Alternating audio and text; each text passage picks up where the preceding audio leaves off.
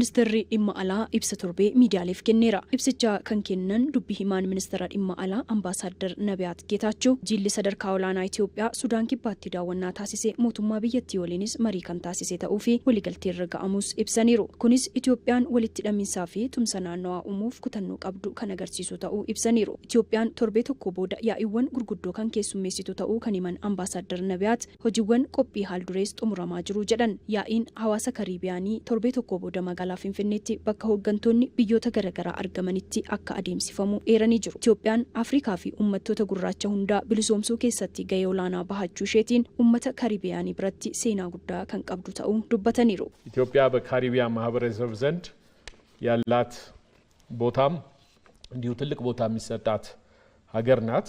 ኢትዮጵያን ሐዋሳ ካሪቢያን ብረቲ ብያ እዶ ጉዳይ ሼፍ ከነሙዳ haqa eenyummaa barbaaduudhaaf biyyoota miseensa gamtaa Afrikaa fi biyyoota hawaasa Kaaribiyaa gidduu jiraatan cimsuuf waltajjiiwwan biyyoonni hedduu hirmaatanii fi waltajjiiwwan garaagaraa irratti sagalee waloo dhageessuu fi afuura walta'iinsaa kibbaatiin tumsaa kan cimsituu fi hojii walitti hidhuu hojjechuuf waltajjii mijaadha jedhamee eegama.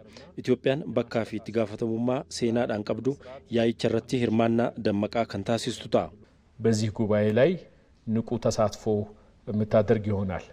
Yaa'ii kan biraa Finfinneen keessummeessitu ammoo yaa'ii jijjiirama qabeenya qilleensa Afrikaa lammaffaa yoo ta'u namoonni 25,000 ol ni hirmaatu jedhamee eegamaas jedhan. Yaa'ii kanaan Itoophiyaan jijjiirama qilleensaa qolachuuf hojii hojjechaa jirtuun muuxannoo ishee kan qoodduu fi walta'iinsa faayinaansii itti cimsituudhaas jedhaniiru. Finfinneen wiirtuu konfiraansii qofaa osoo hin taane magaalaa Afrikaa walitti dhufeenyi diinagdee itti uumamu ta'aa dhufuu ishee ibsaniiru. ኢትዮጵያ በዚህ ጉባኤ አስተናጋጅነት ብቻ ሳይሆን Itoophiyaan yaa'ii kana keessummeessuu qofa osoo hin taane taatoo adda duree fi kan ajandaa bocuu taatee yaa'ii irratti hirmaattudha. Yaa'ichi bifa hedduudhaan Itoophiyaan hanga har'aatti jijjiirama qilleensaa qolachuuf dandamachuuf tarkaanfilee fudhatte hirmaattotaa fi addunyaadhaaf kan itti dhiyeessitudha. Jijjiirama qilleensaa qolachuu fi dandamachuuf hojiilee qabatamaan hojjechaa turte kan itti qooddu ta'a.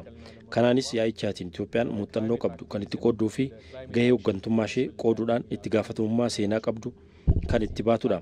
Yaa'ichis dandeettii hundagaleessa Itoophiyaa beeksisuuf carraa kan uumudha. Carraa kanaanis Finfinneen giddugala konfiraansii qofa osoo hin taane hariiroo diinagdee itti cimsuu fi magaalaa guddoo Afrikaa ta'uu ishee kan itti beeksistudha. የአፍሪካ መዲና መሆኗን የምታስተናግድበት ነው።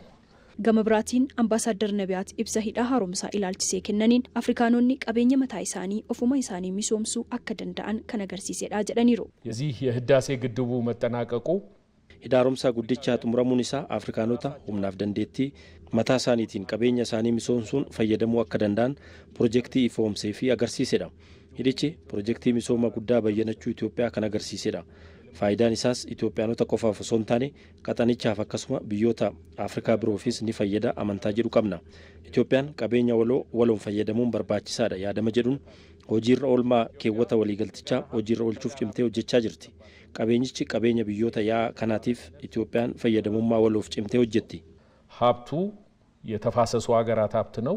በጋራ የመጠቀምን አስፈላጊነትም አበክራ ትሰራለች። Yaadonni koloneeffataa bara kana keessatti gonkumaa bakka hin qaban jechuun dubbii himaan ministeera dhimma alaa Ambaasaadder Nabiyaat Geetaachoo ibsaniiru.